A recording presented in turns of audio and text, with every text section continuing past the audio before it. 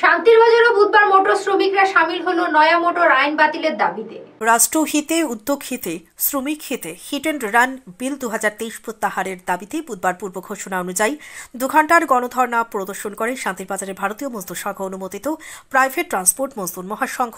তাদের দাবি, কেন্দ্র সরকার চালকদের হিতে আনিত বিল প্রত্যাহার না করলে আগামীতে বৃহত্তর আন্দোলনে যাবে, এমনটাই হুঁশিয়ারি দিয়েছে তারা।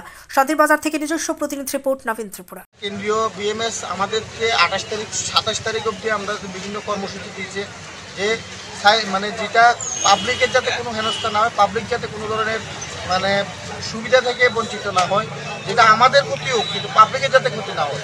আমরা এই আজকে যেমন ধর্ণা মঞ্চ, কালকে প্রেস মিট, এমন করে ছোটো ছোটো প্রোগ্রাম আমরা রাখি এবং আমরা সেন্ট্রাল বিএমএস যতটুকু খবর পাইছি আমরা আজকে মনে হয় একটার সময় ডাকাইছে, ওইখানে কী সুরাহা হয়, ভারত সরকার কী স্টেপ নিয়ে দেখুক, এর উপর ডিসিশন করে আমাদের কন্টিনিউ কাজ চালিয়ে যাবো। যদি ভারত সরকার বিল প্রত্যাহার করে নেয় তাহলে তো আমাদের প্রয়োজন নাই এই আন্দোলনের, আর যদি না করে সরকারকে আমরা বাধ্য করবো, প্রয়োজনে আমরা ভারতবর্ষব্যাপী আমরা ধর্ম করতে ডাক দেবো।